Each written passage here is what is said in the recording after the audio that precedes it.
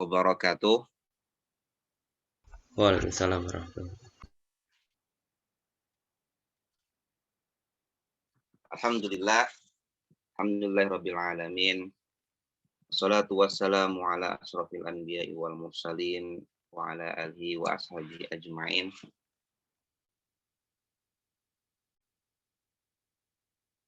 Rabbi shrah li sadri wa yassir li amri wa hlul 'uqdatam min lisani yafqahu qawli. Amma ba'du, wa fillah rahimakumullah. Sebelumnya saya sampaikan mohon maaf karena terkendala beberapa hal sehingga dari tadi masih mencoba untuk membuka laptop begitu. Mudah-mudahan ini tidak mengurangi semangat kita semua untuk terus thalabul ilmi, untuk terus menuntut ilmu di kesempatan subuh kali ini. Ya, hari ini kita akan membahas salah satu yang sangat relate berkaitan dengan waktu hari ini, yaitu tentang ibadah haji dikaitkan dengan konteks sejarah umat Islam saat ini. Tadi sedikit Ustadz Faisal sudah menyinggung tentang ibadah haji ini. Saya akan sedikit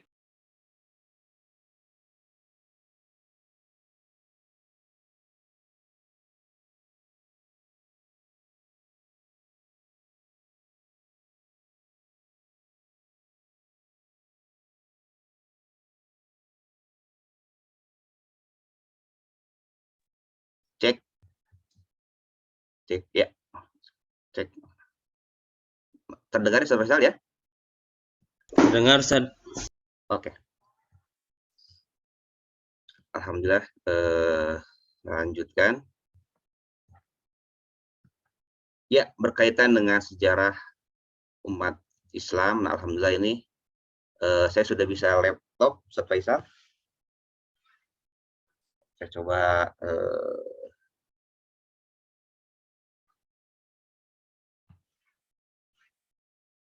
oke. Saya izin untuk bisa share screen, Ustadz Faisal. Oke, sudah bisa?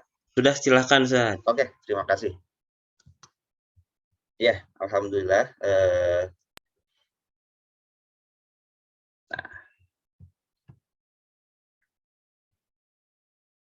Saya ulangi, sangat berkaitan sekali dengan sekarang ya, yaitu tentang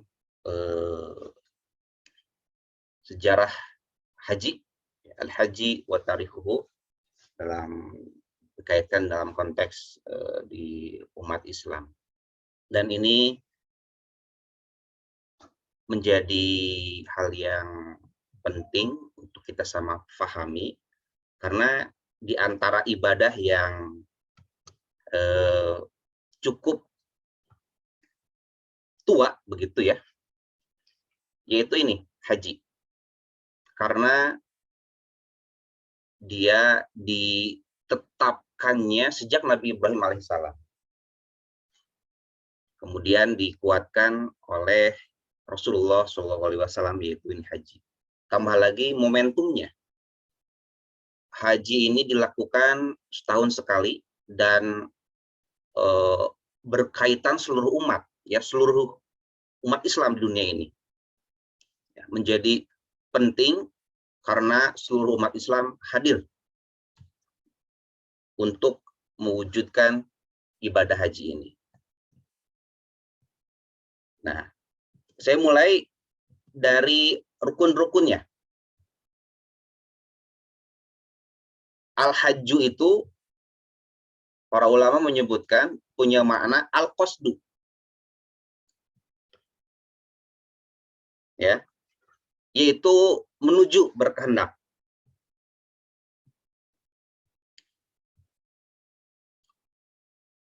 Ini rukun wajib sunat. Berbeda dengan ibadah yang lain, dalam haji ini ada rukun, ada wajib, ada sunat. Kalau rukun itu wajib dilakukan, ketika tidak dilakukan maka tidak sah ibadahnya. Wajib mesti dilakukan. Ketika tidak dilakukan, maka akan ada dam, pengganti wajib yang tidak dilakukan. Kalau sunat, seperti kita tahu, ketika tidak dilakukan tetap sah, hanya saja kita kehilangan atau rugi, tidak mendapatkan pahala. Nah, di haji ada rukunan wajibnya. Ini yang rukunnya ihram, kemudian wukuf, tawaf ifadah, sa'i, bercukur untuk tahalul dan tertib. Kemudian yang wajibnya ihram di mikot, di tempat yang sudah ditentukan, ya. Bagi Indonesia kita melewati tempat Zulhulaifah, Zulhulaifah atau tidak Yalamlam, ya, atau Qurun Manajil, ya, yang tepat Yalamlam atau Qurun Manajil. Zulhulaifah bagi penduduk Madinah, kemudian Robig atau yang dari arah Mesir. Mabit di Muzdalifah, jumroh di Aqobah, mabit di Mina, jumroh di 3 tempat, dan ini yang semuanya wajib, kemudian menjadi larangan ihram. Yang kalau tidak dilakukan maka harus mengganti dengan dam, ya. Ini yang sudah mungkin pada diketahui. Nah, dari sini kita bisa melihat bahwa haji ini punya beberapa tempat. Pertama ada Arafah, kemudian ada Muzdalifah, ya, Mina, begitu, sehingga tidak bisa haji ini dilakukan kecuali di Mekah. Ya, wukuf di Arafah, ada mikot tempat tertentu, tidak bisa dilakukan haji kecuali di Mekah. Ya. Nah, mulai dari Ka'bahnya, Bapak Ibu sekalian, Al-Imran 96 sudah menyebutkan a'udzubillahi minasyaiton, inna awwala baitin wudi'a lin-nasi lalladzi bibakkatul mubarakan wa hudal lil alamin. Bahwa Ka'bah ini adalah bangunan pertama yang dibangun. Bisa dibayangkan, saya bilang ini ibadah yang tertua karena sudah ada Ka'bah, tempat yang paling utama untuk dijadikan ibadah haji sejak pertama sebelum manusia diciptakan. Ya. Bahkan disebutkan Ka'bah ini dibangun, ada yang menyebutkan para ulama bahwa Ka'bah ini dibangun oleh malaikat. Ya, yang kemudian karena ada banjir besar rusak, ya, dan kemudian dibangun kembali oleh masa Ibrahim. Ya. Ada yang menyebutkan juga bahwa Ka'bah ini dibangun sejak Nabi Adam. Ya, ada yang menyebutkan sebelum oleh para malaikat, dan para malaikat sudah tawaf sejak dulu di tempat Ka'bah ini berdiri. Di mana itu? Di Makkah, di Makkah. Sejak awal Ka'bah sudah ada di Makkah, di tempat yang sekarang. Hanya memang bentuknya berbeda-beda. Ya. Kita bisa lihat ketika Nabi Ibrahim menempatkan istrinya Ismail di Makkah. Robbi inni askantu min dzurriyyati biwadin ghairi dzi zar'in, aku menempatkan sebagian keturunanku di tempat, di lembah yang tidak ada pepohonan. Nah, padahal kan belum ada, ya. Kita ketahui Ka'bahnya dengan ketinggian, dengan kemegahan yang seperti sekarang belum ada. Tetapi Ibrahim sudah tahu inda baitikal muharram, di samping baitika, rumahmu al-muharram, yang terjaga, yang terhormat. Oke, saya sampaikan Ka'bah merupakan bangunan pertama yang dibangun oleh manusia, untuk manusia. Kemudian itu sudah ada Nabi Ibrahim yang kita tahu awal, kemudian dijadikan banyak inspirasi untuk dalam ibadah haji, mengetahui kalau di situ, di tempatnya Hajar ditinggalkan, ada Baitullah, rumah Allah. Ya. Nah, kemudian doanya liyuqimus sholata faj'al afidatan minan nasi tahu ilaihim warzuqhum minas samarati la'allahum yashkurun. Doanya mudah-mudahan orang-orang mendirikan sholat di sana, menjadikan menuju ke sana dan diberikan rezeki. Ya. Baru ini kemudian ada perintah Ismail dan Ibrahim setelah melalui ujian yang panjang. Wa idh yarfa'u Ibrahimul qawa'ida minal baiti wa Ismail Allah memerintahkan untuk meninggikan. Kalimatnya meninggikan, yarfa'u, bukan membangun. Sehingga Ka'bah ini sekali lagi dibangun sudah sejak awal sebelum Nabi Adam. Sebelum Nabi Ibrahim, ketika masa Nabi Adam. Kita ambil saja yang membangunnya Nabi Adam misalkan. Ya, dibangun oleh Nabi Adam, kemudian tersapu oleh banjir Nabi Nuh, hilang tuh Ka'bah, bangunan yang sebesar itu di muka bumi tertutup pasir segala macam. Al-Baqarah 127 menyebutkan bahwa Ibrahim dan Ismail meninggikannya. Ya, hanya saja bangunan yang ditinggikan Ismail dan Ibrahim tidak setinggi yang saat ini. Ya, tapi lebih lebar. Kalau sekarang tingginya mungkin 14 meter, dulu itu tidak sampai 14 meter. Ada yang menyebutkan hanya 9 meter, hanya lebih lebar. Ya, dan tidak ada hijr Ismail. Ini Ka'bah pertama kali ditinggikan oleh Nabi Ibrahim dan Nabi Ismail, kemudian tempat pijaknya yang kemudian sekarang disebut dengan Maqam Ibrahim. Maqam bukan tempat pemakaman, tetapi tempat berdiri ketika meninggikan Ka'bah. Ya. Nah, setelah ditinggikan, berarti ini sebelum Masehi sudah ada Ka'bah. Ya. Kemudian Al-Baqarah 125-nya menyebutkan wa idz ja'alnal baita matsabatan linnas. Kalimatnya masih bait, Baitullah itu Ka'bah. Ketika kami menjadikan rumah itu tempat matsabatan linnas, tempat untuk tinggal, tempat untuk berkumpul bagi manusia karena sekarang sudah ada air Zam-Zam. Wattakhidhu min maqami Ibrahim, di situ ada maqam Ibrahim, tempat berpijaknya Nabi Ibrahim, musalla sebagai salat, sebagai tempat salat. Makanya ada anjuran salat di belakang maqam Ibrahim. Ini ayatnya, wa'ahidna, diperintahkan kepada Ibrahim wa Ismail antohiro, untuk membersihkan baiti, rumahku, kata Allah, litta'ifina, baru ada perintah tawaf, wal akifina, buat yang iktikaf, warukais sujud, buat yang ruku dan sujud. Oh, berarti sudah sejak awal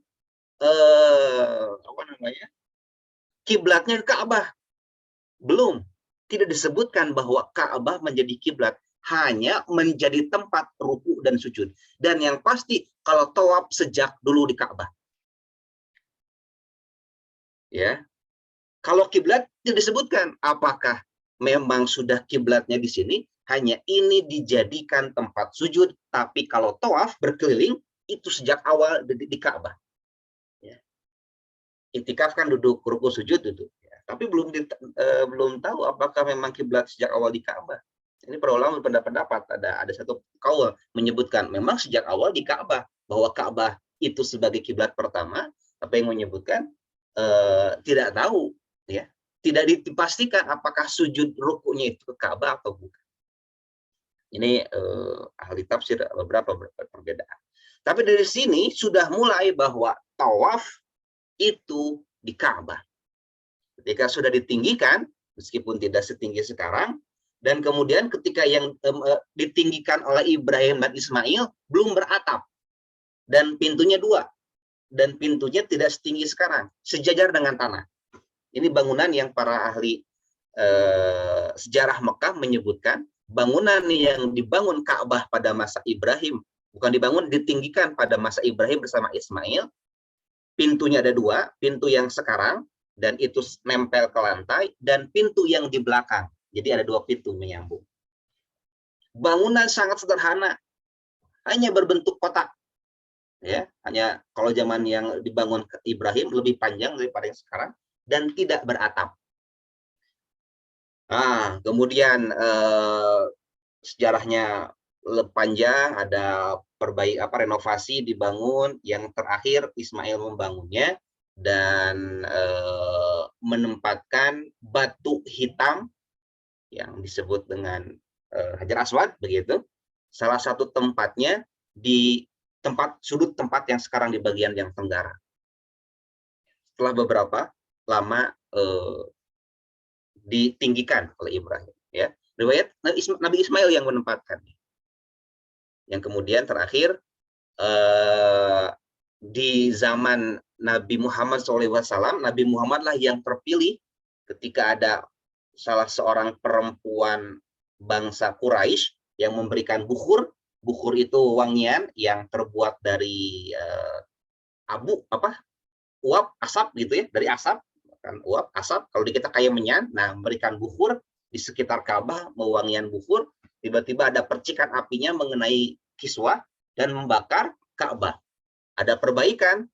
Jadi dari semenjak itu ada perbaikan Ka'bah itu, ya. Jadi ketika Nabi Ismail memperbaiki, merenovasi Ka'bah, kemudian bentuknya diperbaiki dan menempatkan batu Hajar Aswad di sudut yang sekarang, sudut yang tenggara.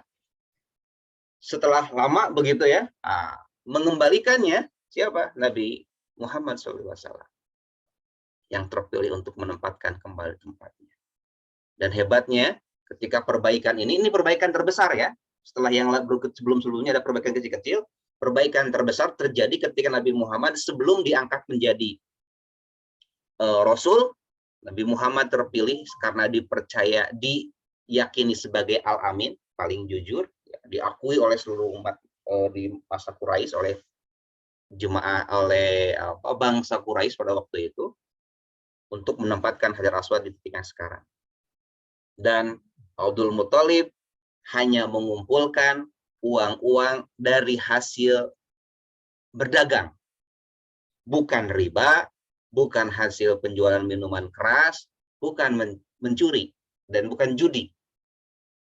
Jadi uangnya dikumpulkan, sementara pada zaman jahiliyah uang riba ini begitu banyak, begitu ya, udah biasa riba ini, kemudian judi, ya mengundi nasib juga banyak, tapi Abdul Muthalib menyampaikan jangan sampai dari uang-uang riba ini, dari uang-uang yang tidak halal. Sehingga bentuk Ka'bah lebih kecil dari sebelumnya yang sekarang dibangun. Lebih tinggi tetapi lebih kecil, sehingga Hijr Ismail lebih luas. Ya kata Rasulullah, kalau mau sholat di dalam Ka'bah, sholat di Hijr Ismail. Karena umatku kekurangan uang. Saking terjaganya Ka'bah ini. Barulah ada seruan yang lebih umum. Ya, dalam surat Al-Hajj, wa idh bawwa'na li Ibrahim makanal bait. Ini Nabi Ibrahim alaihissalam diingatkan oleh Allah Subhanahu wa taala ketika Allah memberikan tempat kepada Nabi Ibrahim di dekat Baitullah, kemudian berseru la tusyrik bi syai'an. Kemudian jangan syirik kepada Allah, wa tahhir baitiyal qaifina wal qaimina wa ruk'i sujud. Nah, ini ada tambahannya, untuk membersihkan rumahku, rumah Allah, bagi mereka yang tawaf, ada perintah tawaf, qaimin, berdiri, wa ruk'i sujud, dan ruku serta sujud. Dan wa'adzin, dan serulah manusia. Di sini ada seruan Nabi Ibrahim untuk melakukan ibadah haji. Jadi, ibadah haji sudah ada sejak Nabi Ibrahim alaihissalam. Ya. Wa'adzin fin nasi bil haji ya'tuka rijalan ala kulli dhamirin ya'tina min kulli fajjin amik. Dan serulah manusia agar berhaji, dan akan datang orang-orang yang naik, ada yang rijalan, jalan kaki, wa ala kulli dhamirin, ada yang menggunakan unta, ya'tina min kulli fajjin amik, yang datang dari segala penjuru dunia yang jauh. Jadi sudah sejak Nabi Ibrahim ada seruan haji ini. Ya. Sudah dipanggil. Ya. Allah melalui nabinya Ibrahim alaihissalam memanggil kita semua untuk melaksanakan berhaji. Luar biasa ya. Sebelum adanya ibadah haji ini. Adanya Rasulullah SAW. Sebentar. Ya.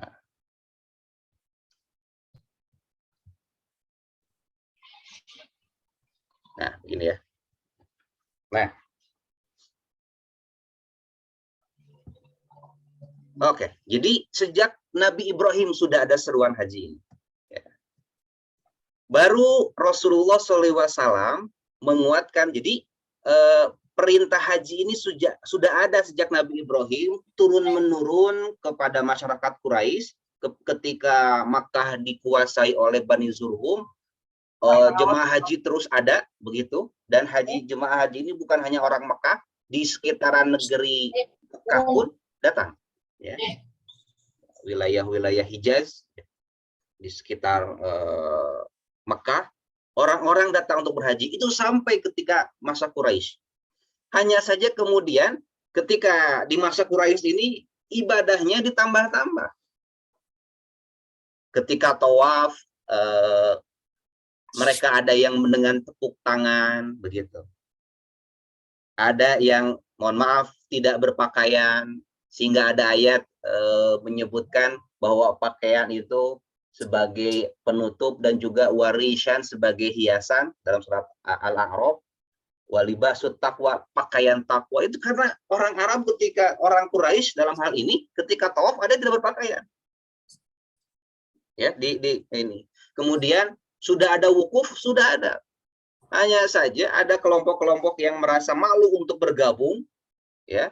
Ada orang-orang pembesar-pembesar dari luar Mekah yang datang, malu kalau saya harus duduk bersama di Arafah. Ada yang wukufnya tidak di Arafah, di Musdalifah, ya.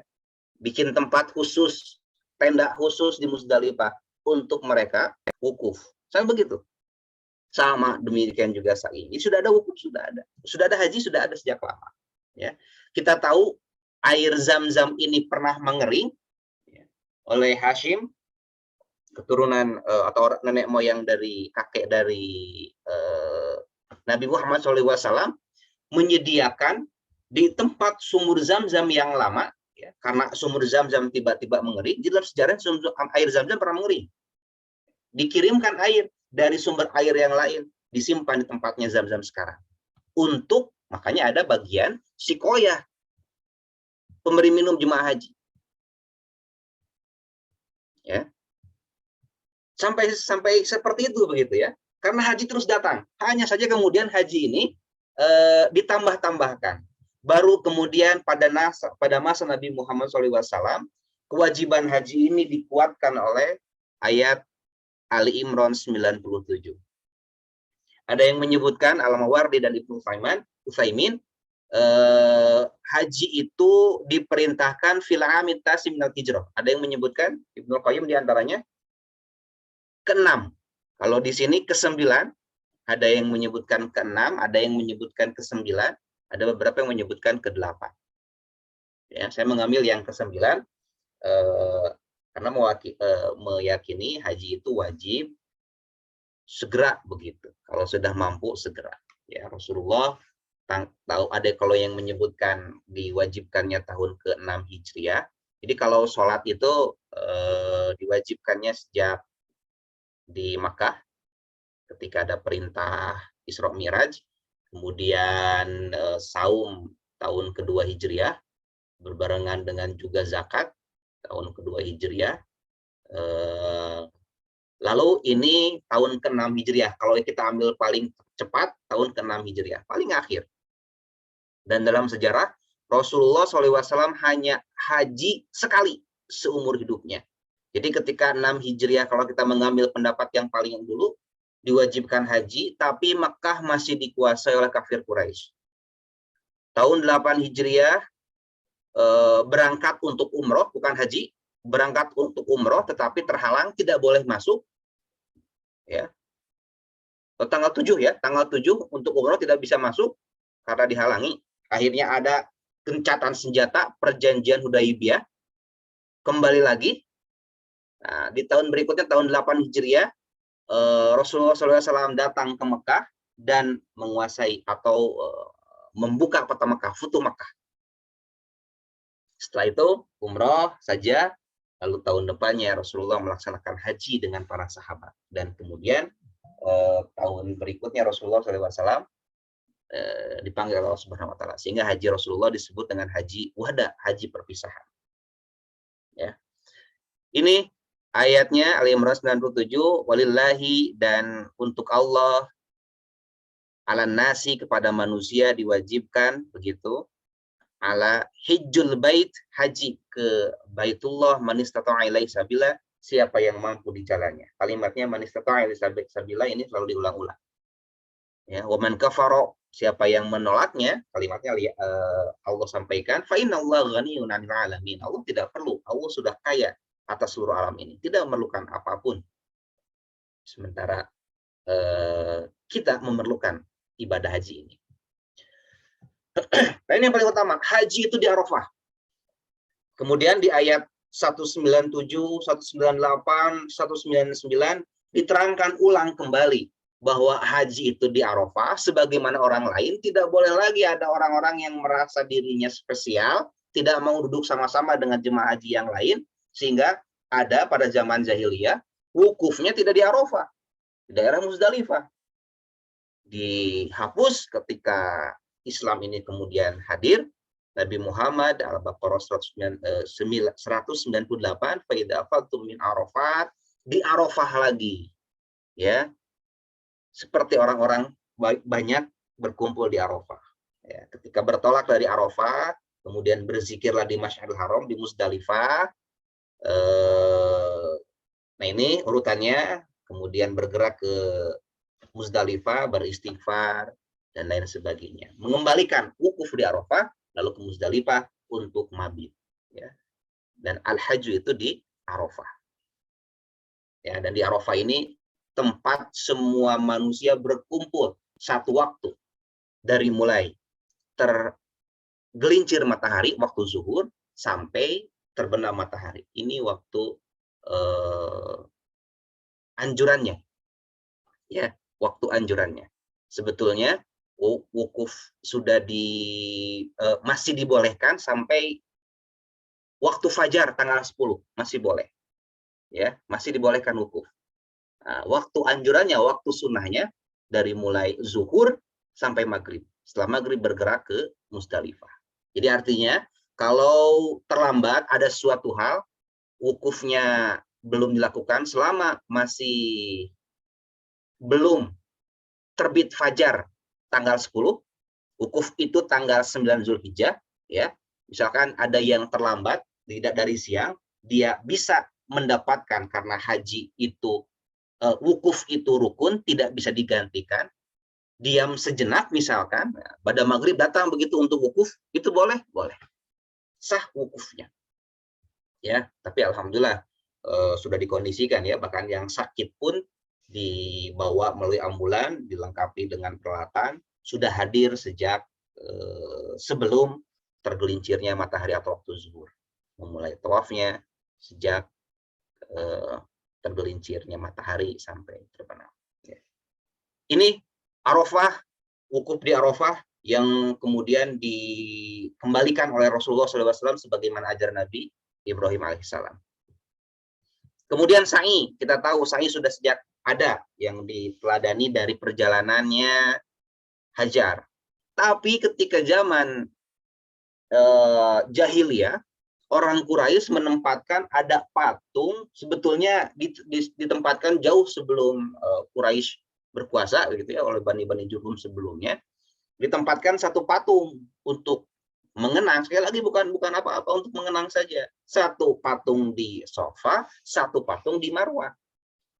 Menempatkan patung. Asalnya hanya untuk mengingat-ingat, tapi kesini-kesini jadi keharusan mengikuti orang-orang sebelumnya. Kalau ke sa'i, mengusap patung yang ada di sa'i. Kalau ke Marwah, mengusap patung. Lalu kemudian dihapuskan oleh Nabi Muhammad SAW. Patungnya tidak ada. Inna Safa wal Marwata min syairillah. Bahwa yang menjadi syiar Allah itu bukan berhalanya yang ada di Safa dan Marwah, tapi Safa dan Marwahnya itu adalah syiar Allah. Ya, dikuatkan. Ya, man tatawwa khairan fa innallaha syakirun alim. Ya, sehingga dari Safa Marwah ini tidak ada berhala lagi. Lalu ada di sekitar lampu hijau kalau sekarang. Itu disunahkan lari kecil. Mengambil pelajaran atau yang dilakukan Hajar juga. Karena di tempat lampu hijau itu agak di dekat Bukit Safa, ya, berapa meter di situ. Dulunya itu lembah yang paling dalam, ya. Jadi kalau turun Bukit Safa, Bukit Marwah itu tidak lari. Kalau sekarang kan menurun, ya. Jadi enak untuk lari. Wah, begitu ya. Sebetulnya ketika turun Safa Marwah Tidak lari. Lari itu di antara pilar hijau atau lampu hijau yang sekarang. Karena antara pilar hijau itu Hajar lari karena datarannya lebih rendah. Kalau disebut lembah, itu lembahnya antara Safa dan Marwah. Kalau turun Bukit Marwah dan Safa, itu pelan-pelan karena terjalnya. Kalau Bapak Ibu yang pernah melihat Bukit Safa, Bukit Marwah, bebatuan gunungnya. Jadi zaman dulu Hajar turunnya perlahan-lahan karena bebatuan. Naik pun perlahan-lahan karena naik bebatuan begitu. Bukan gunung seperti kita yang begitu lucir dengan tanah begitu ya. Apa itu lucir ya? Tapi bebatuan. Nah, larinya Hajar karena yang dikhawatirkan begitu, larinya di antara dataran yang lebih rendah, yaitu pilar hijau sekarang. Rasulullah tahu itu diberikan wahyu. Jadi ketika lewat itu Rasul lari, baik ketika sa'i untuk umroh ataupun sa'i untuk haji. Diikuti sahabat ya, yang kemudian sekarang karena sudah diratakan ditandai dengan pilar hijau ya.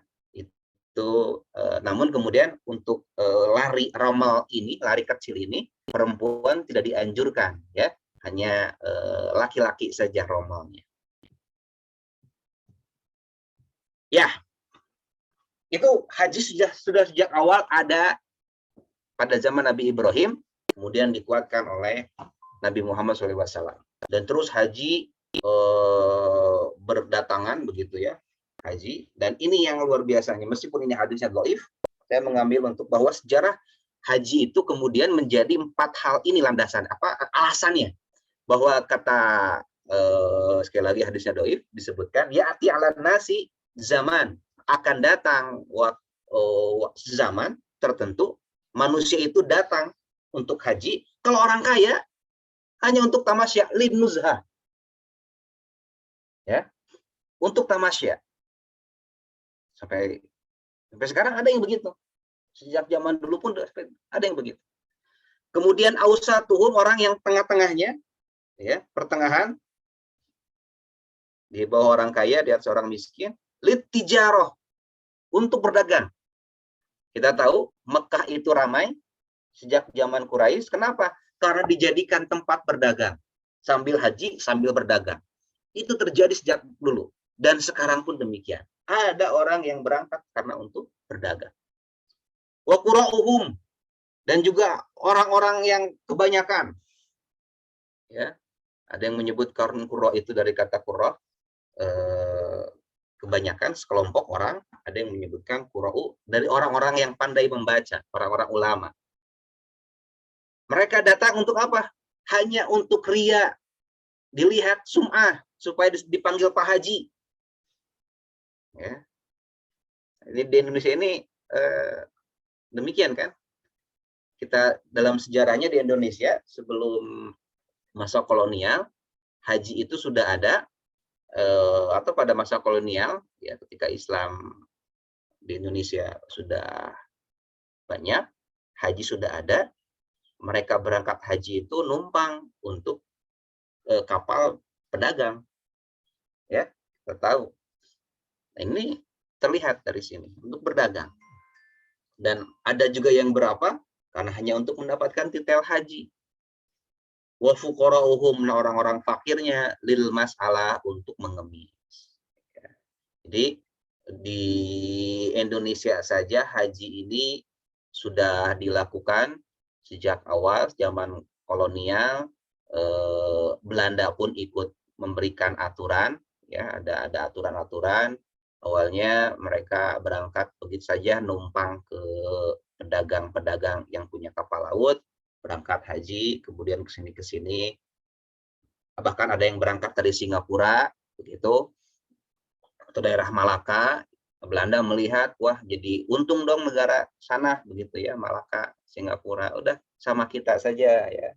Belanda akhirnya ikut campur, memberikan aturan karena faktor ekonomi juga, mereka malah jadi belanja perbekalannya di sana, di Singapura. Akhirnya diatur oleh Belanda, ada aturan berangkat, makin membludaknya, dikendalikan dengan adanya aturan harus ada surat perjalanan gitu.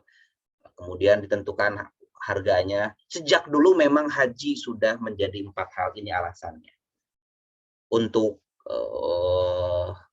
tamasya itu masih ada orang-orang kaya. Untuk berdagang, untuk dijadikan bisnis. Faktor politik sangat kentara ketika zaman Belanda pun. Ya. Bahkan ketika masa kemerdekaan tahun 45, haji ini tertutup, tidak ada karena repot dengan ini. Kan Belanda datang lagi, atau sekutu yang di dalamnya ditumpangi oleh Belanda, nikah, datang lagi, menggunakan haji sebagai salah satu bujukan kepada orang-orang Islam. Ya. Ini digunakan. Ya. Tijaroh ini kita bisa terjemahkan bukan hanya untuk berdagang, tapi digunakan untuk nuansa tijaroh, pertukaran politik, kekuasaan. Ya, makanya tahun 46 ini jemaah haji sedikit di Indonesia. Kenapa? Karena Belanda itu membujuk, mengambil hati umat Islam dengan memberikan keleluasaan, silakan yang mau berhaji, biar kami urus. Tapi kemudian pemerintah menolak, begitu ya. Indonesia menolak, bahkan ada resolusi jihad itu dari Hasyim Asy'ari ya, sampai menyebutkan haram ikut haji melalui Belanda, kata Kiai Haji Hasyim Asy'ari. Ini terjadi sampai seperti itu. Makanya tahun 46, 47 itu tidak banyak mereka yang berhaji. Ada beberapa, ada. Karena dijadikan politik oleh Belanda untuk mencari dukungan hati umat Islam. Ketika ini. Jadi ini hadis meskipun dhaif, sekali lagi hadis dhaif, tidak boleh meyakini apakah dari Rasulullah, tapi pesannya, karena ini pernah berarti disampaikan oleh orang-orang zaman dahulu, bahwa haji menjadi landasan sampai sekarang, sampai saat ini. Karena faktor politik, hanya untuk ria, hati-hati ya. Keempat halnya tidak baik ya. Tidak boleh hanya untuk tamasya, tidak boleh dijadikan praktek politik atau bisnis, tidak boleh juga untuk mengemis, dan juga tidak boleh untuk hanya mencari gelar, titel saja. Ya. Kemudian masa kita tahu ya, sebelum masa revolusi lah ya, sebelum kemerdekaan kan, haji ini menjadi tempat juga untuk belajar. Kita tahu Ahmad Dahlan berangkat di sini, Cokro Aminoto keluar dari sini. Oh, jadi penyebaran ya dari haji ini. Bagi mereka yang baik menjadi pelajaran baik, membawa bekal. Jadi ada pergerakan Muhammadiyah, ada pergerakan NU, itu semuanya alumni haji ini. Kemudian dikhawatirkan oleh Belanda, ditekan karena yang pulang dari haji justru malah memiliki semangat nasionalismenya yang tinggi, patriotisme yang tinggi. Dari haji ini cukup berperan dari segi politik juga. Sampai ketika masa 48, tahun 48 saya baca itu, dijadikan misi untuk menguatkan secara internasional posisi kemerdekaan Indonesia.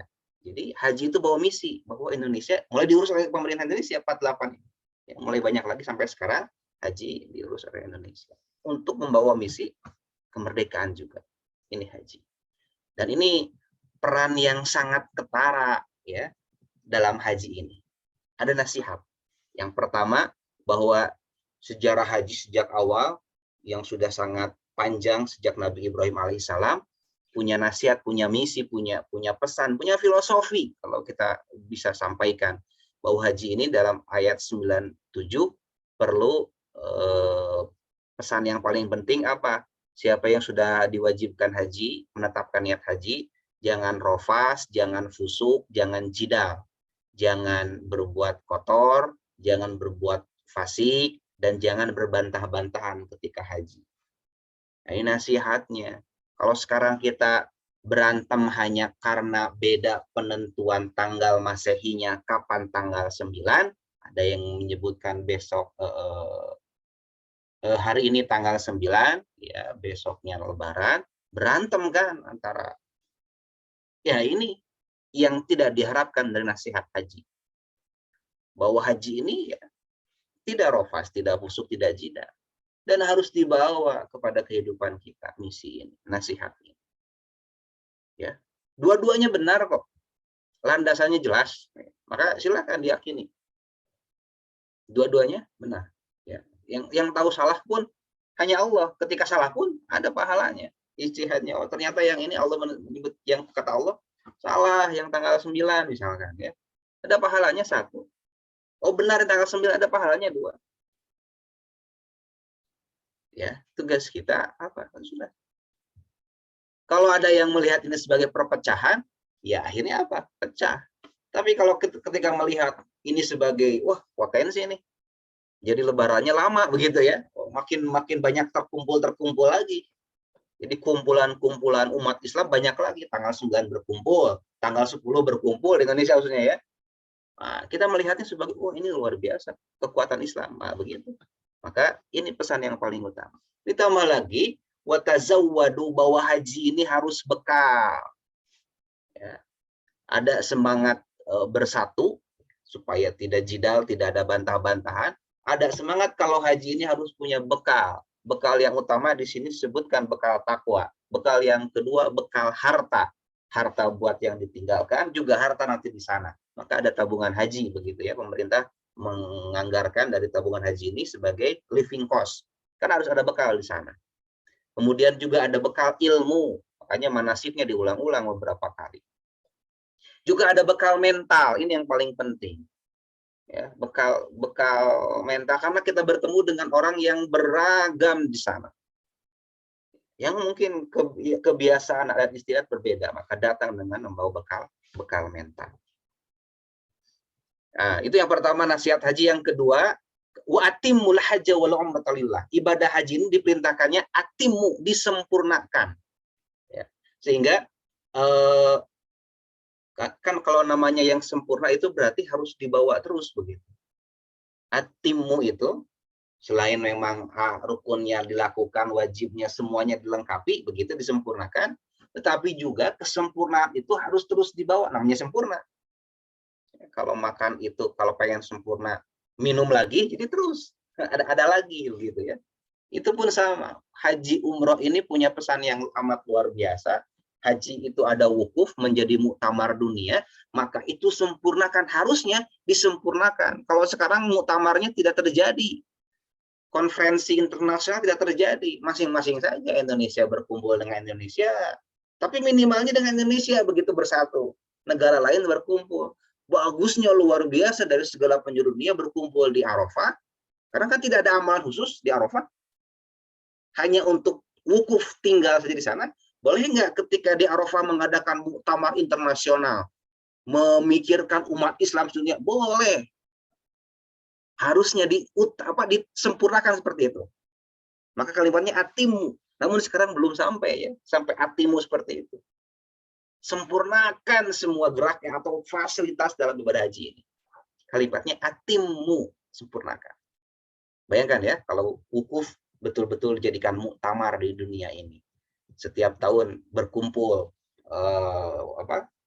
kan ada rois ya, atau ada amirul hajj setiap negara, ada pemimpin-pemimpinnya di setiap negara itu. Sekarang di Indonesia Menteri Agama langsung amirul hajjnya. Nah, itu kan menjadi perwakilan Indonesia. Ada kan muktamar, boleh tidak? Boleh. Yang dibahasnya masalah dunia boleh? Boleh. Wukuf itu hanya dimulai dengan sholat dan khutbah. Setelah itu kan diisi dengan amalan-amalan yang lain. Kemudian, ini juga pesan dalam haji. Apa? Lillah ala nasi hijul baita. Harus karena Allah. Nanti ketika muktamar datang, bawa misinya, misi karena Allah. Ya. Jika di Arafah ini, semuanya datang bukan karena saya orang Indonesia, saya orang negeri Arab, saya negeri, bukan. Semuanya lillah dalam melaksanakan. Jadi kebayang kalau haji ini disempurnakan, wah, musuh Islam itu mulai gentar adanya haji. Sudah tidak mungkin ada yang berantem. Ada pesan dari awal, jangan jidal ketika haji. Jidal, batal hajinya. Ada berbantahan saja, itu muktamar yang paling nyaman kayaknya. Ya, muktamar yang paling nyaman karena tidak ada boleh berbantah-bantahan. Ya, masih ngasih masukan. Yang harus apa? Oh, bagus masukannya. Ya, oh khawatir berbantah-bantahan, masing-masing sudah punya bekal bahwa kalau berbantah-bantahan batal. Semuanya harus lillah karena Allah. Ya, ada yang kok ini ngomongnya misalkan ya, kalau dari orang Arab kencang-kencang, orang Mesir tuh ngomongnya kan kencang-kencang, lillah, nggak apa-apa. Orang Indonesia lembut-lembut, lillah, nggak apa-apa. Ya. Ini pesan yang luar biasa. Karena Allah semuanya dilakukan. Sehingga ini yang belum muncul sejak sejarah ibadah haji ini ada sampai sekarang. Menyempurnakan ibadah haji sebagai fasilitas yang dari Allah untuk mewujudkan umat Islam yang satu. Padahal boleh? Boleh. Wukuf itu disebutnya yang penting diam tinggal di Arafah. Ya, malah ramai sekarang ya, Arafah saja diramai. Ustaz Faisal, mungkin itu sharing dari saya ya, diakhiri dengan filosofi haji ini yang sejak sejarah ada kewajiban haji sampai sekarang. Pernah zaman Rasulullah ya, itu khutbahnya itu bagian dari muktamar. Tolong ya, lihat isi khutbah wada, poinnya apa? Saling menghargai. Tolong sama muslim, jangan menumpahkan darah ya, silakan lihat. Berkaitan dengan sosial persatuan umat Islam ketika di Arafah. Ini Rasulullah yang menyempurnakan wukuf Arafah begitu ya. Atimul haji wal umrah itu Rasulullah menyatakannya. Ketika khutbah wada di Arafah, pesannya kan sangat berkaitan dengan persatuan umat Islam. Ya, wahai manusia, hari ini aku haramkan zalim terhadap sesamanya, haramkan menumpahkan darah, ya. Kemudian menyempurnakan agama ini, artinya agama ini digunakan secara umum di negara-negara yang ada, tidak lagi sekuler. Itu muktamar yang disampaikan. Setelah ini, setelah Rasulullah, muktamar ini tidak terjadi di Arafah. Ya, setelah Rasulullah tidak terjadi. Jadi wukuf itu Indonesia dengan Indonesia, tapi kalau Indonesia pun bersatu saja ya, ini kan akhirnya KBH gitu ya. Ada khutbah dulu pakai toa, udah gitu kembali lagi ya. Kalau sekarang hari Jumat ya, menjadi haji akbar, adanya sholat Jumat ya, wah itu bagus sekali ya, jadi muktamar. Dan insya Allah katanya kalau pemerintah Saudi Arabia akan menyampaikan khutbahnya beberapa bahasa ya. Tahun 2002 kebagian sholat Jumat di Musdalifah itu khutbahnya beberapa bahasa, pesannya sedikit, bahasa Arab dulu, bahasa Inggris, bahasa Melayu, bahasa Bangladesh, ada beberapa bahasa khutbahnya. Sekarang pun jemaah haji akan melaksanakan haji akbar disebutnya karena hari Jumat pas wukuf ada khutbah Jumat ya, jadi khutbahnya double, khutbah Jumat dan khutbah ini digunakan beberapa bahasa ya, beberapa bahasa, jadi khutbahnya dipahami. Ustaz Faisal, mudah-mudahan sharingnya bisa menambah diskusi selanjutnya. Mangga. Siapa tuh nuhun sarisan atas materi tentang haji dan hal-hal yang berkaitannya, Masya Allah ya. Baik, Bapak Ibu beda, mangga barangkali ada yang mau sharing, mau bertanya, mau berdiskusi, silahkan kita bahas ya. Baik, sudah ada di kolom chat dari Bu Popi. Assalamualaikum warahmatullahi wabarakatuh. Izin bertanya, Ustaz Rishan, mohon klarifikasi tentang pahala menunaikan umroh di bulan Ramadan sama dengan pahala menunaikan ibadah haji, apakah benar? Mungkin keterangan ini bisa memberikan semangat untuk kita yang harus menunggu giliran ibadah haji puluhan tahun. Terima kasih atas penjelasannya. Monggo Ustaz. Oke. Ini juga ada sebelum Popi, Ustaz, nanti mungkin dibacakan ya, ada pertanyaan sebelum Popi. Ya, terima kasih, saya sampaikan dulu. Betul, ada hadisnya bahwa ibadah umroh setara di bulan Ramadan setelah dengan ibadah haji, pahalanya begitu ya. Meskipun tetap tidak menggugurkan kewajiban hajinya. Ya, haji tetap dilakukan, tapi bagian dari istitoah itu ya menunggu antrian. Jika antrian belum juga terpanggil, ya maka belum wajib hajinya. Tidak ada dosa begitu ya. Tapi ketika sudah masuk antrian, sudah dipanggil, ya kemudian kita tidak melakukan, baru dosa. Ya, jadi istitoah juga bagian dari menunggu antrian. Ada juga sudah dipanggil, tapi sekarang karena ada batasan usia 65 tahun, pas dapat porsi ya, dapat panggilan pas usianya 65, 66 misalkan ya, ada kejadian begitu ya, suaminya nggak berangkat karena sudah lebih dari 65 tahun, istri yang berangkat. Maka kewajiban haji tidak ada, jadi tidak dosa. ya. Boleh tidak ini jadi semangat untuk bisa menggapai pahala haji, ya, kita melaksanakan umroh di bulan Ramadan? Ya, boleh. Boleh sekali dilakukan, tapi sekali lagi tidak menggugurkan kewajiban kita untuk melaksanakan hajinya. Oke. Tuh, sampai sana. Turnuhun Sarisan, jadi boleh ya, boleh saja ya. Apakah boleh Ustaz untuk ketika umroh gitu kita apa namanya apa istilahnya tuh supaya dapat vibes wukuf gitu akhirnya ketika umroh ke Arafah gitu sore-sore wukuf Boleh, gitu. betul. Itu boleh ya? Boleh ya, jadi ziarah gitu ya, supaya merasakan bagaimana di Arafah kita ziarah berkeliling misalkan ya, bukan hanya ke Jabal Rahmah, tapi melihat itu boleh sekali. Mau ke Mina gitu boleh, ya, melihat Musdalifah itu boleh, sangat boleh. Meskipun ketika bukan musim Arafah ya, di wukuf Arafah hanya tanah biasa. Tapi dibuka tadi ya? Tapi dibuka. Betul. Buka gitu. Jadi maksudnya mensimulasikan, aduh pengen haji tapi ini udah di sini kan lagi umroh gitu, boleh nggak sih di Musdalifah ngemabit gitu? Nah itu kalau sampai bermalam, nah itu mungkin agak susah. Mungkin begitu ya, tinggal di Arafah siang-siang begitu ya. Nah Iya itu gitu. agak dibuka sih dibuka. Kalau kita berangkat sendiri, itu mungkin sangat mungkin. Tapi kan Oh iya. biasanya tidak boleh ya, khawatir ada apa-apa. Karena kalau bukan musim haji tempat sepi sekali, tidak ada penerangan, tidak apa, gelap saja. Kalau musim haji baru ada penerangan dihidupkan begitu ya, jadi terang. Iya iya iya. Saya itu pernah dari Arafah sampai Musdalifah sampai Mina, Kang Faisal jalan kaki. Jadi tidak naik bis kan country ya, jalan kaki. Itu malam terang di Musdalifah, terang sekali, terang aja, jadi nggak gelap begitu. Kalau di bis kan nggak ini ya, nggak. Saya jalan kaki sampai Mina, sampai lempar jumroh, sepanjang jalan terang, ya. Dan teduh ya, itu luar biasanya. Kalau pas panas disuruh tinggal, ya 9 jam tengah hari itu disuruh tinggal, diam, jangan kemana-mana. Kenapa? Memang panas. Ya, bagi mereka yang tidak dapat bis, tidak dapat tenda, itu panasnya bukan main. Apalagi sekarang bulan Juli. Kapan bergerak berjalannya? Malam-malam. Ba'da maghrib berangkat ke Musdalifah. Sampai sholat subuh berangkat ke Mina. Itu masih sejuk. Ya. Dari Musdalifah ke Mina itu tidak terlalu jauh, sehingga sampai jam 8 itu, karena kita ngantri kan yang baru bisa lempar jumroh. Jadi ini ibadah haji tuh emang disesuaikan sekali begitu. Nggak ada ceritanya jalan siang-siang. Ya, kalau udah di Mina ada jalan siang-siangnya ketika lempar jumroh, itu sudah harusnya, karena sekarang aja jadi jauh. Ya, dulu kan tidak terlalu jauh ya jaraknya, tapi sudah sangat disesuaikan. Kamu bisa. Oke.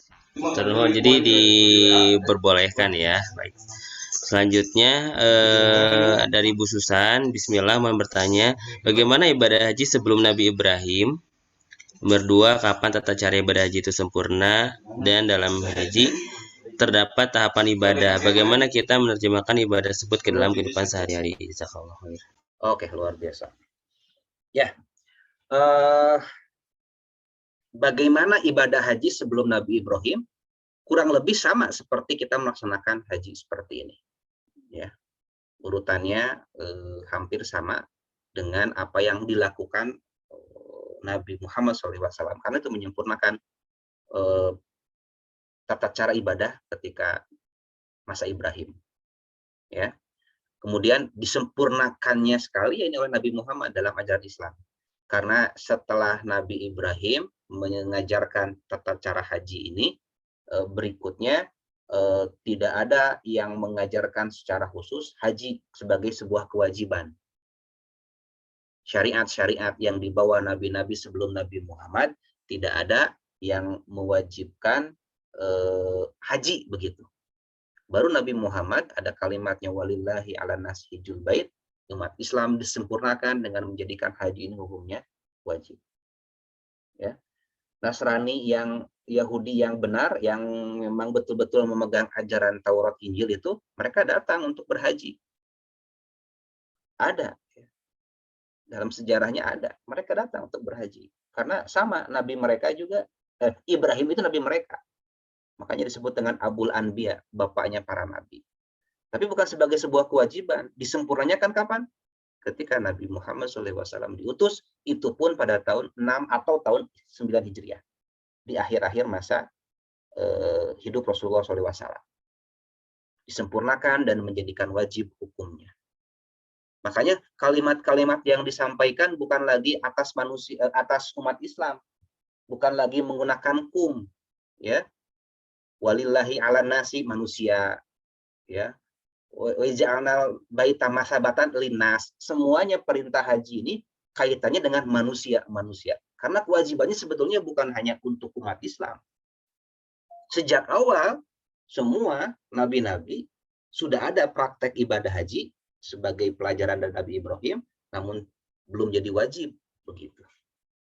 Ya, hanya ada Quraisy, makanya Abraha ingin menghancurkan Ka'bah itu. Kenapa? Karena semua orang datang ke sana, ya, sehingga ada Nasrani yang baru begitu ya, Nasrani yang salah begitu, dirubah-rubah.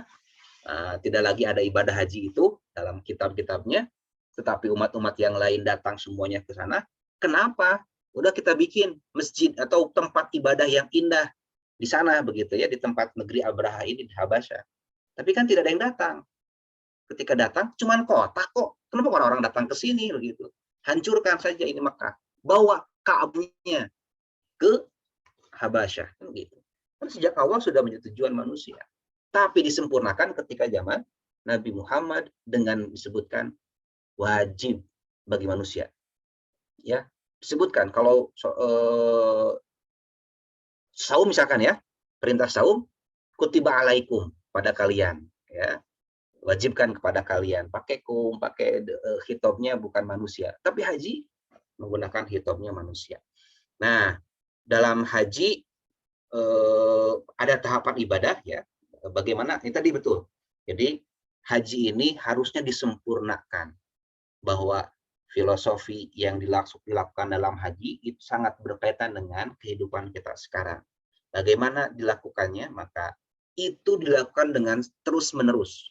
Maka yang disebut dengan mabrur itu bukan saat di sana, di Mekah. Yang disebut mabrur haji itu, ya, kalau ibadah-ibadah yang lain kan tidak disebut mabrur ya, makbul, tapi haji al-hajjun mabrurun begitu. Rasulullah menyebutkannya dengan khusus mabrur. Itu kapan? Sejak bukan hanya di Mekah, tapi juga sampai di Indonesia, pesannya yang disampaikan dalam haji terus dilakukan. Tadi pesan tadi ya, pertama, yuk bersatu dengan umat Islam. Ini pesan yang utama. Ya, bukan tidak boleh berbantah-bantahan, tapi landasan bantah-bantahannya bukan karena benci, tapi untuk menyampaikan argumentasi. Ketika sudah tidak bisa lagi, ya sudah, jangan diteruskan bantah-bantahan menjadi perpecahan. Ya, itu sempurnanya. Ya, yang berkaitan dengan pribadinya, yuk sa'i dengan cara yang baik, yuk berusaha berikhtiar dengan cara yang baik. Pesan sa'i. Yuk berikhtiar dengan cara yang baik. Makanya sa'yan masykuro, doanya itu kan ya, hajan mabruro wa sa'yan masykuro. Berikhtiar dengan baik. Kemudian mabitnya di Muzdalifah, mabitnya di Mina, ini menjelaskan bahwa kita malam ini memang perlu istirahat. Tapi jangan dipenuhkan semuanya untuk istirahat. Ya. Malam perlu istirahat, tidak boleh ada yang begadang ya. Malam itu harus digunakan istirahat. Maka Rasulullah memerintahkan, hukumnya Rasul benci kalau ada orang yang ngobrol itu setelah pada Isya. Ngobrol kemana begitu setelah pada Isya. Harapannya apa? Istirahat. Kemudian nanti bangun untuk sholat tahajud. Ya, pesan-pesan ini yang harusnya disempurnakan terus. Ya. Maka bagaimana tahapannya? Lakukan sebagaimana perintah haji semampunya dulu. Yang paling penting, hajinya sudah selesai, kemabruran itu dilihat setelah kita melaksanakan haji. Apakah terus untuk meningkat kepada kebaikan. Begitu, Bu Susan ya, mudah-mudahan ada manfaatnya. Baik, hatur nuhun Sa Drishan. Mungkin sebelum kita tutup ada 1 atau 2 pertanyaan lagi terakhir, mangga dari Bapak Ibu ada yang bertanya atau sharing boleh ya. Yang on cam ada Pak Momon, ada Bu Entis, ada Pak Diki. Barangkali ada, silahkan. Iya, maaf ada yang tertinggal. Oh iya. Pertanyaannya, Ka'bah itu kan simbol bangunan dan di dalam Ka'bah ada barang-barang bersejarah sejak zaman Rasul, ada batu, Hajar Aswad dan lain. Bagaimana memahami hal ini? Karena seringkali hal ini menjadi pertanyaan bagi orang luar Islam. Oh, mungkin bagaimana menjelaskannya gitu ya? Iya, iya, betul, betul. Sekali lagi, kita disampaikan dalam surat Al-Quraisy bukan menyembah Baitullah, tapi menyembah Robba hadzal bait, menyembah Rob, pemilik rumah ini. Ya, Ka'bah itu seperti namanya, kaf ain ba, itu sesuatu yang menonjol. Ya, mata kaki itu disebutnya Ka'bain. Ya, 2 mata kaki. Ya, Ka'bain. Bersilah sampai Ka'bain. Nah, disebutnya Ka'bah, Ka'bah. Kenapa? Karena di kaki itu tiba-tiba ada yang menonjol. Mata kaki disebutnya. Ya, Ka'bah itu pun sama, ada sesuatu yang mencuat di tengah. Ka'bah itu posisinya di paling rendah, di lembah paling rendah, di samping kanan kirinya ada banyak gunung, ya, ada banyak gunung, dan Ka'bah itu di posisinya di paling rendah. Nah, tiba-tiba ada yang meninggi, ada yang muncul mencuat, yaitu Ka'bah itu sendiri. Menjadikan apa maksudnya? Menjelaskan bahwa Ka'bah itu hanya sebagai sebuah kiblat arah untuk menyatukan umat Islam. Ya, di dalamnya sekarang ada apa? Sebetulnya sudah kosong. Di dalam Ka'bah tidak ada apa-apa. Barang-barang yang dulu disimpan di Ka'bah Rasulullah SAW keluarkan. Ya, ada beberapa peninggalan ada disimpan di situ, hanya tinggal tiang-tiangnya saja. Ya. Kemudian ada Hajar Aswad, sama. Semuanya ini bagian dari simbol. Kalau tidak ada Hajar Aswad, kita akan kesulitan. Sejak dulu akan kesulitan. Bagaimana menentukan 7 kali tawafnya? Maka Hajar Aswad hanya sebagai penanda, ya, bahwa mulainya dari sini tawaf itu disebut satu ketika sudah ketemu lagi dengan Hajar Aswad. Sehingga Umar radhiyallahu anhu menyebutkan, dan ini pesan haji, bahwa haji itu menegakkan tauhid sebersih-bersihnya. Walillahi, karena Allah. Kalau bukanlah Rasulullah SAW contohkan, engkau ini batu yang tidak ada apa-apanya. Kan begitu. Artinya kita tidak menyembah batu. Ketika istilah mencium Hajar Aswad pun bukan karena batu Hajar Aswadnya memiliki keutamaan, tetapi karena mencontoh Rasulullah SAW. Itu jadi utama. Kalau Hajar Aswadnya dibawa, ya kalau ada cerita, Hajar Aswadnya dibawa ke Indonesia, kemudian kita cium-cium, apakah jadi sunnah? Tidak. Sunnah itu ketika mau tawaf, istilam. Kan begitu. Untuk menjadi titik awal mulainya tawaf. Kalau tidak ada Hajar Aswad, kebayang kita mulai hitung dari mana? Mungkin beda-beda. Saya pengen dari sudut yang ini. Ya, kalau lupa tiba-tiba tadi sudut yang mana? Wah, lebih susah. Untungnya ada Hajar Aswad. Sekali lagi, Ka'bah, Hajar Aswad itu hanya sebagai kiblat untuk menjadikan ibadah itu terarah, ya, sehingga mudah. Bukan menyembah Ka'bahnya, tidak ada sama sekali. Bukan menyembah Ka'bahnya, tetapi sebagai kiblat, sebagai penentuan arah saja. Ya, tawaf di situ dimulai dari Hajar Aswad sebagai penentuan saja. Begitu ya. Ini berkaitan dengan Ka'bah. Sekali lagi kita tidak menyembah Ka'bah, tidak menyembah Ka'bah. Ya. Hanya sebagai kiblat saja. Ustaz Faisal, sini sedikit ada yang bertanya langsung ke saya berkaitan dengan badal haji. Siap, silakan, Zat. Untuk badal haji, sekali lagi, badal haji ini ulama membolehkan. Ya, badal haji ini ulama membolehkan. Untuk yang lain-lainnya tidak ada badal, tetapi haji umroh ini para ulama membolehkannya. Tapi saya termasuk yang mengambil pendapat ulama dengan syarat-syarat sebagaimana hadis tentang badal haji ini. Ya. Hadis badal haji ini ketika ada seorang sahabat, ibunya sudah berniat mau melaksanakan ibadah haji, tapi kemudian meninggal dunia. Sahabat ini, anaknya ini datang kepada Rasulullah. Ya Rasulullah, ibuku mau haji, tapi baru meninggal dunia. Bagaimana? Apakah aku hajikan? Kata Rasulullah. Menjawabnya, iya. Bagaimana kalau ibumu punya hutang? Apa kamu tidak membayarkan? Akhirnya badal haji ada. Syaratnya apa? Pertama, kalau orang tuanya atau orang yang akan dibadalkannya sudah berniat mau haji, ya, atau dalam bahasa syariahnya sudah istitoah. Ya, misalkan orang tua saya sudah punya porsi, sudah. Antriannya masih jauh, masih. Istitoah belum. Kalau belum dapat panggilan, belum. Ya, sudah meninggal. Apakah itu wajib dibadalkan? Tidak, karena itu tidak termasuk istitoah. Begitu, ya. Nah, jadi kalau punya niat dan sudah istitoah begitu ya. Jadi nggak semua anaknya wajib membadalkan orang tuanya begitu ya. Barangkali orang tuanya belum terkena kewajiban sehingga tidak dosa. Satu. Kedua, syaratnya harus yang berkaitan dengan nasab. Kalau di hadis anaknya ya. Kalau di hadis anaknya. Ya. Oh gitu, berarti kalau misalkan anaknya, kalau bukan anaknya tidak boleh. Nah, saya mengambil pendapat tidak boleh. Kenapa? Karena khawatir badal haji ini menjadi bisnis. Ya, karena ketika saya di Mekah banyak orang yang menawarkan, siapa yang badal haji? Saya sudah haji nih. Nah, syarat berikutnya ya ini yang paling penting, itu udah sepakat semuanya, bahwa haji badal haji itu hanya boleh dilakukan oleh orang yang sudah haji untuk dirinya. Ya, sudah haji untuk dirinya, baru kemudian boleh membadalkan orang lain. Nah, kan ada beberapa yang sudah sering ya, menawarkan, sok mau badal haji nggak? Nah, jadi lahan bisnis begitu ya. Meskipun ada ulama yang tidak mensyaratkan harus nasabnya. Ya, jadi lahan bisnis banyak kita kalau mau mahasiswa terutama menawarkan butuh badal haji. Kalau di Indonesia kan badal haji mahal sekali. Ya, kalau ada travel pembimbingnya udah sering itu bayarnya mahal untuk badal haji.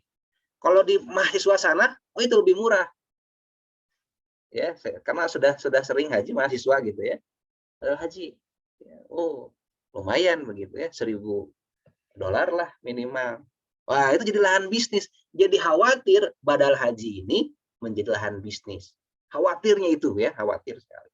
Makanya saya sepakat dengan kalau bisa oleh anak atau oleh yang berkaitan dengan nasabnya. Sehingga tidak ada kesan untuk ini. Misalkan kemarin ya Ridwan Kamil membadalkan Erilnya, itu ayahnya. Dan Eril sudah berniat mau haji. Nah, apalagi kalau sudah berniat. Kalau tidak niat gimana? Ya tidak apa-apa, yang penting. Tapi tidak jadi kewajiban ya. Mau membadalkan saja boleh.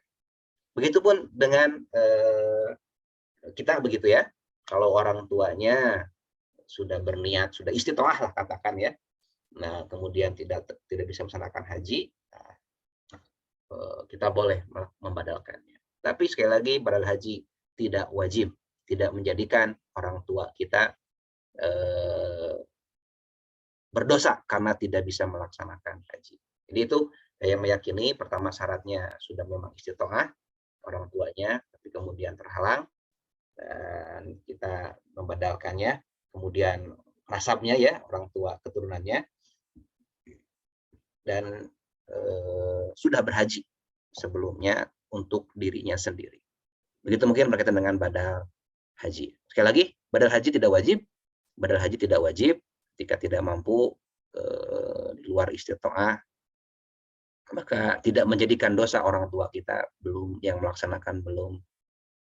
belum melaksanakan ibadah haji. Ustaz Faisal. Oke, turun Sardisan ya sudah jawab. Jadi afdolnya sama keluarganya gitu ya, sama keluarganya ya. Betul. Terakhir saya lihat ada sih poster gitu, badal haji 15 juta.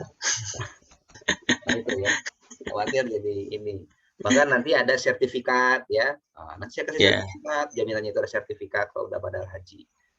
Itu meskipun ulama ada yang membolehkan ya, sekali lagi kalau ada mereka yang menawarkan itu karena memang membolehkan oleh siapapun. Afdolnya, baiknya memang oleh nasabnya dan keluar dari itu ya, rantai yang jahat bisnis ya. Tadi kan ada ya, haji pendidikan bisnis ya. Meskipun boleh nggak boleh karena ada biaya begitu ya.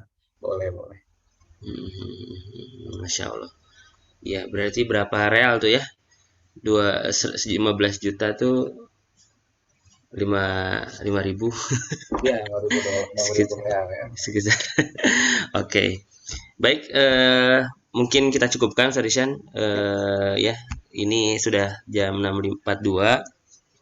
Izin bertanya Sarishan, ini ada yang menanya slide PPT-nya apakah boleh diakses gitu untuk dipelajari? Oh, boleh. Nanti saya kirim ke grup ya. Oke, Sini. siap. Baik, baik. Oke, di kolom chat emang bisa ya tuh? Oh, coba. Oh, Oke logika ya. ini.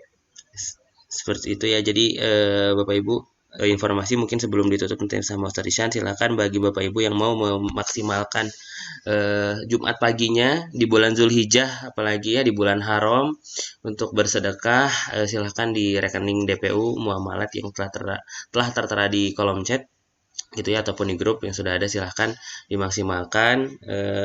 Masya Allah Ustaz di sana banyak sekali yang ini ya sudah mulai rutin bersedekah ini Alhamdulillah. gitu ya, bukan dari besar nominalnya tapi dari istiqomahnya, Masya Allah. Ya. Oke, kami pun sangat mengapresiasi, semoga Allah balas dengan sebaik-baiknya balasan, semoga Allah balas dengan surga Allah dari apa yang Bapak Ibu telah korbankan. Baik, dan juga ada absen juga ya, silakan Ustaz di sana mungkin ada penutup. Nah, baik. Ya, Bapak Ibu jemaah sekalian, menguatkan tadi apa yang disampaikan bahwa haji ini punya kronologi sejarah yang cukup panjang, tapi dari sekian banyak pesan yang bisa kita ambil dari haji ini, bahwa haji menjadi titik poin untuk umat Islam bersatu, dan kita perlu menyempurnakan haji ini dalam kehidupan kita sehari-hari. Bahwa haji ini bukan hanya berkaitan dengan ibadah ritualnya saja, tapi bagaimana berkaitan dengan kehidupan sehari-hari. Dan poin penting, pelajaran haji adalah pelajaran tauhid, pelajaran keyakinan kepada Allah, pelajaran keimanan yang betul-betul paripurna hanya kepada Allah Subhanahu wa taala. Sehingga Rasulullah SAW menyebutkan bahwa haji ini bagian dari jihad. Ya, haji ini bagian dari jihad, dan jihad selalu berkaitan dengan ini, persatuan umat Islam, ya, kesempurnaan dalam ibadah, dan tauhid ilallah.